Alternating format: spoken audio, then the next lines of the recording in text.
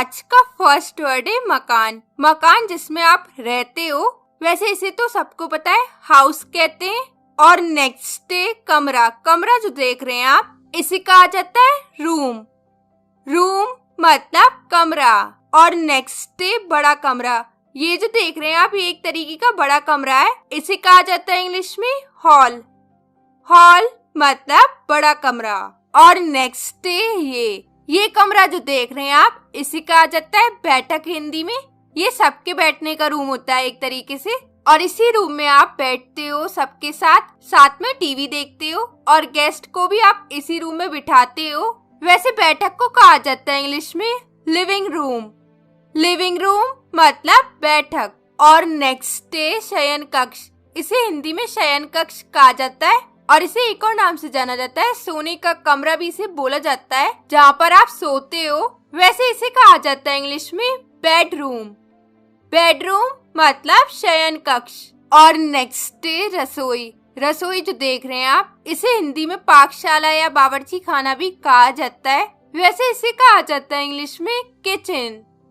Kitchen मतलब रसोई। और नेक्स्ट है भोजन कक्ष। ये भोजन कक्ष जो देख रहे हैं आप, जहाँ पर आप खाना खाते हो डाइनिंग टेबल पे बैठ के, वैसे इस रूम को कहा जाता है इंग्लिश में डाइनिंग रूम। डाइनिंग रूम मतलब भोजन कक्ष। और ये रूम जो देख रहे हैं आप, ये एक तरीके का ऐसा रूम होता है जहाँ पर आप पढ़ने लिखने का काम करते हो। ऐसे रूम को हिंदी में कहा जाता है अध्ययन कक्ष, और इसे इंग्लिश में कहा जाता है स्टडी। स्टडी या फिर आप बोल सकते हो स्टडी रूम, दोनों ही से बोला जाता है। और नेक्स्ट है तहखाना। तहखाना जो देख रहे हैं आप, ये एक तरीके का अंडरग्राउंड रूम होता है। वैसे इसे कहा जाता है इंग्लिश में सेलर। सेलर मतलब तहखाना। और नेक्स्ट है गुसलखाना। गुसलखाना या स्नान गृह भी कहा जाता है इसे, और इसमें बगल में ही टॉयलेट सीट भी लगी हुई होती है। वैसे गुसलखाना को कहा जाता है बाथरूम। बाथरूम मतलब गुसलखाना या स्नान गृह। और नेक्स्ट है अतिथि का कमरा। ये एक तरीके का खाली बेडरूम ही होता है जो अतिथि के लिए होता है। वैसे इसे कहा जाता है इंग्लिश में गेस्ट रूम। गेस्ट रूम मतलब अतिथि का कमरा। और नेक्स्ट है अटारी। अटारी जो देख रहे हैं आप, ये एक तरीके का ऐसा स्पेस और ऐसा रूम होता है जो छत के नीचे होता है कुछ इस तरीके से, और ये एक तरीके से छोटी सी जगह होती है। वैसे अटारी को कहा जाता है इंग्लिश में एटिक। एटिक मतलब अटारी। और नेक्स्ट है भंडार कक्ष। ये कक्ष जो देख रहे हैं आप, ये कमरा यूज किया जाता है जरूरत के सामान को स्टोर करने के लिए। वैसे इसे कहा जाता है इंग्लिश में स्टोर रूम। स्टोर रूम मतलब भंडार कक्ष। और ये जो देख रहे हैं आप, इसे कहा जाता है हिंदी में गराज, और ये कमरा कार रखने के लिए यूज किया जाता है। वैसे इसे कहा जाता है इंग्लिश में गैरेज। गैरेज मतलब गराज। और नेक्स्ट है बगीचा। बगीचा जो देख रहे हैं आप, जो आपके घर के साइड में होता है या घर के बाहर होता है, वैसे बगीचे को कहा जाता है गार्डन। गार्डन मतलब बगीचा। और नेक्स्ट है आंगन। आंगन जो देख रहे हैं आप, ये घर के बिल्कुल बीचों बीच होता है, और इसकी चारों ओर दीवारें होती हैं, और इसकी छत खुली हुई होती है। वैसे आंगन को कहा जाता है इंग्लिश में कोर्टयार्ड। कोर्टयार्ड मतलब आंगन। और ये जो देख रहे हैं आप घर के पीछे का हिस्सा, जिसे हम हिंदी में कहते हैं पिछवाड़ा, वैसे इसे कहा जाता है इंग्लिश में बैकयार्ड।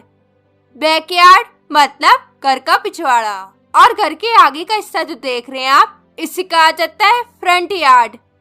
फ्रंट यार्ड मतलब आगे का हिस्सा। और नेक्स्ट है बाहरी छत। बाहरी छत जो देख रहे हैं आप, जिसमें कोई रेलिंग नहीं लगी हुई होती है, और ये कुछ इस तरीके की छत होती है। वैसे इस छत को कहा जाता है रूफ। रूफ मतलब बाहरी छत। और नेक्स्ट है भीतरी छत। भीतरी छत जो देख रहे हैं आप, जो कमरे के भीतर से ऊपर दिखने वाली छत होती है, जिसमें आपने देखा ही होगा पंखा टंगा हुआ होता है, तो उस छत को कहा जाता है इंग्लिश में सीलिंग। सीलिंग मतलब भीतरी छत। और ये छत जो देख रहे हैं आप, जिसमें साइड में दीवार लगी हुई हो कुछ इस तरीके से, या फिर रेलिंग लगी हुई हो, तो इस तरीके की छत को कहा जाता है टेरेस। टेरेस कहा जाता है इस तरीके की छत को। और अगला है बरामदा। बरामदा जो होता है आपके घरों में, उसे कहा जाता है इंग्लिश में पोर्च। पोर्च मतलब बरामदा। और नेक्स्ट है गलियारा। गलियारा जो होता है आपके घर में, वैसे गलियारा को कहा जाता है कॉरिडोर। कॉरिडोर मतलब गलियारा।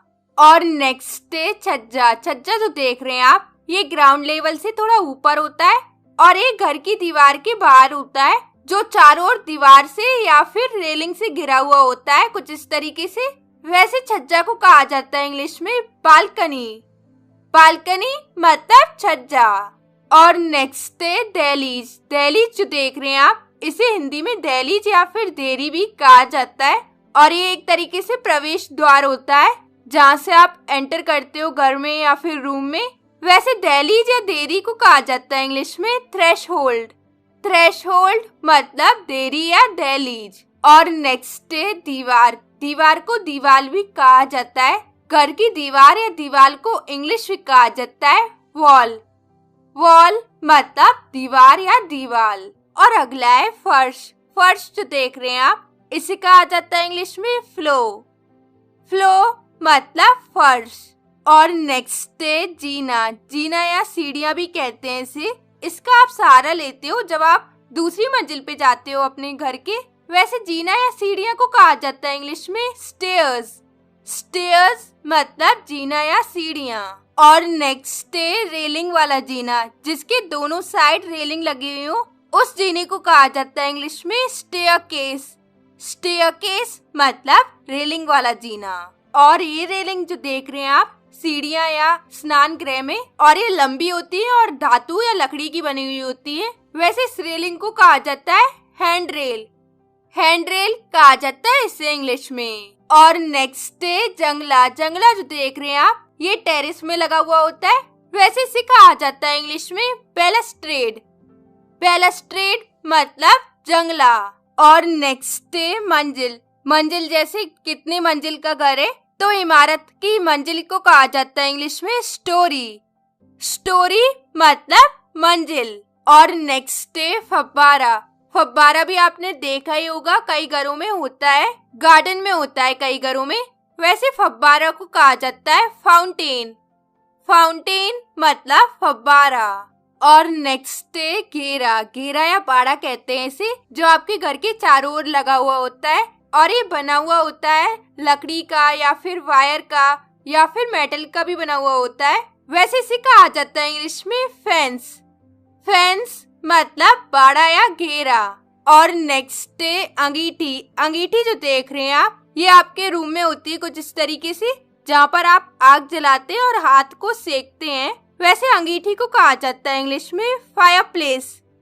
फायरप्लेस मतलब अंगीठी। और नेक्स्ट है धुआंकश। धुआंकश जो देख रहे हैं आप, जो किसी भवन की छत से ऊपर निकला पाइप होता है, जिससे जो बिल्डिंग का धुआं होता है वो बाहर निकलता है। वैसे धुआंकश को कहा जाता है चिमनी। चिमनी मतलब धुआंकश। और ये जो देख रहे हैं आप, चिमनी के ऊपरी पार्ट में जुड़ी हुई मिट्टी की नली जो देख रहे हैं आप, इसे कहा जाता है चिमनी पॉट। चिमनी पॉट कहा जाता है इसे इंग्लिश में। और नेक्स्ट है रोशनदान। रोशनदान जो देख रहे हैं आप, ये एक तरीके से ऐसी खिड़की होती है जो रूफ पे बनी हुई होती है, जहाँ से लाइट भी अंदर आती है, कुछ इस तरीके से जैसे कि आपको दिखाई दे रहा होगा। वैसे से इंग्लिश में कहा जाता है स्काईलाइट।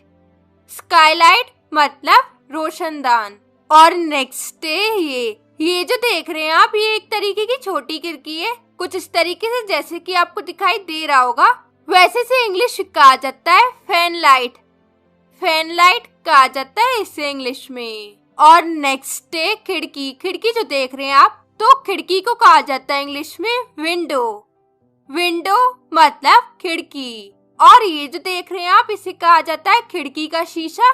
इसे इंग्लिश में कहा जाता है विंडो पैन। विंडो पैन मतलब खिड़की का शीशा। और नेक्स्ट है ईंट। ईंट जो देख रहे हैं आप, जिससे आप अपने घर को बनाते हो, वैसे ईंट को कहा जाता है ब्रिक। ब्रिक मतलब ईंट। और नेक्स्ट है नाली। नाली जो देख रहे हैं आप, ये आपके घर में होती है। वैसे नाली को कहा जाता है ड्रेन। ड्रेन मतलब नाली। और नेक्स्ट है परनाला। परनाला जो देख रहे हैं आप, ये एक तरीके का पाइप है जो छत के पानी को नीचे लाता है। वैसे परनाला को कहा जाता है ड्रेन पाइप। ड्रेन पाइप मतलब परनाला। और नेक्स्ट है दरवाजा। दरवाजा देख रहे हैं आप, इसी का आ जाता है डोर। और नेक्स्ट है दरवाजे की चौखट। ये जो देख रहे हैं आप, ये दरवाजे की चौखट है। वैसे इसी का आ जाता है इंग्लिश में डोर फ्रेम। डोर फ्रेम या फिर आप बोल सकते हो डोर केस, दोनों का मतलब है दरवाजे की चौखट। और ये छेद जो देख रहे हैं आप, ये एक दरवाजे में बना छोटा छेद होता है, जिसके थ्रू आप देख सकते हो दरवाजे पे कौन है कौन नहीं। वैसे इसे कहा जाता है इंग्लिश में स्पाई होल। स्पाई होल या फिर आप बोल सकते हो पीप होल, दोनों इसे बोला जाता है। और नेक्स्ट है ये जो देख रहे हैं आप, दरवाजे या दीवार में बना सुराख होता है, जिसके थ्रू पत्र डाले जाते हैं। वैसे इसे कहा जाता है इंग्लिश में लेटर बॉक्स। लेटर बॉक्स कहा जाता है इसे इंग्लिश में। और नेक्स्ट है तिकोना। तिकोना जो देख रहे हैं आप, मकान की छत के दो हिस्सों के बीच की बाहरी दीवार, जिसके सिर का नुकीला हिस्सा, उसे कहा जाता है इंग्लिश में गैबल। गैबल मतलब तिकोना। और नेक्स्ट है ये एक तरीके से छत का किनारा होता है, जो दीवार से बाहर निकली हुई झुकी छत होती है, उसका किनारा होता है। वैसे से इंग्लिश कहा जाता है ईव्स। ईव्स कहा जाता है इसे इंग्लिश में। और ये जो देख रहे हैं आप, ये एक तरीके की खिड़की है। वैसे इसे कहा जाता है इंग्लिश में डोमा विंडो। डोमा विंडो कहा जाता है इसे इंग्लिश में। और नेक्स्ट है ताक। ताक या खाना भी कहते हैं इसको। ये दीवार में जड़ा लकड़ी का या शीशे का फट्टा होता है, और इसे खाना भी कहा जाता है।